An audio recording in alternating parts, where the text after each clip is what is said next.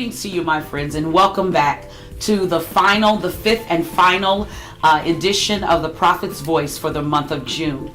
If you've not been with us, I tell you, you have missed not a treat, but you've missed transformation. And I'm excited that you've taken the opportunity to stop surfing the channels and pause right here on Public Access 21 this Sunday afternoon to experience the Prophet's Voice. I'm Elder Gwen Cohen, and I'm excited that you have made a decision to be with us today.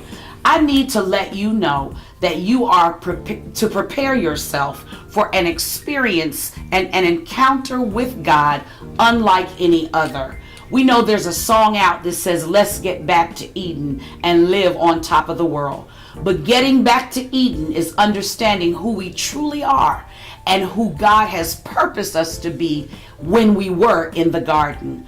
I'm excited to have with us Apostle Kevin Graham and his lovely anointed wife, Prophetess Monica Graham.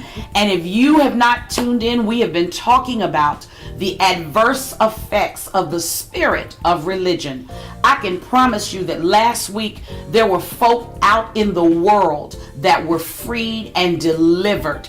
The Prophet's Voice reaches the world, and I need you to know that there is deliverance and healing and restoration in the Prophet's Voice. Yes. Today we are talking about destroying the Mephibosheth syndrome. Have you ever felt like you've been dropped by a religious spirit? Have you ever felt like someone let go of you at an inappropriate time? Have you ever felt like someone let you down and put you in such a position that you felt like you couldn't get up again?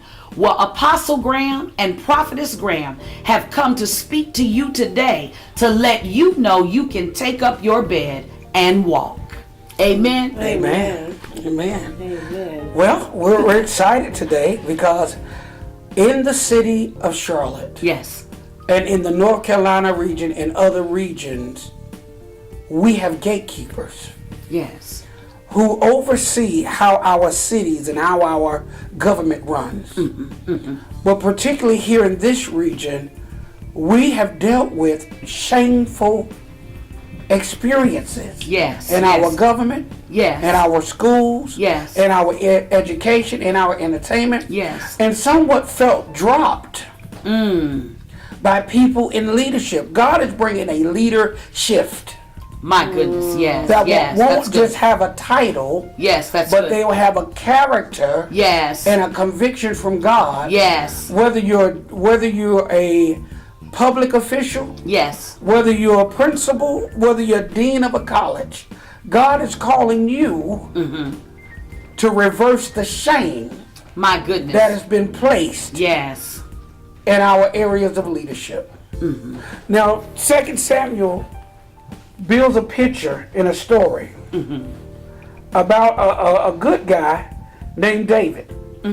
Yes. And what David did when he came into his place of authority, yes, God shifted him from, which was a Saul type leadership, which is man appointment, to a godly divine leadership that David was processed for. Yes. We see the shift in leadership that's coming to the earth now. Yes, yes. It's happening where it's not who people want. Right. It's who God chooses. Yes, yes. That's now good. God has chosen some of you to be the destroyer of shame. Why am I the one that's always picked on? Why am I the last one chosen?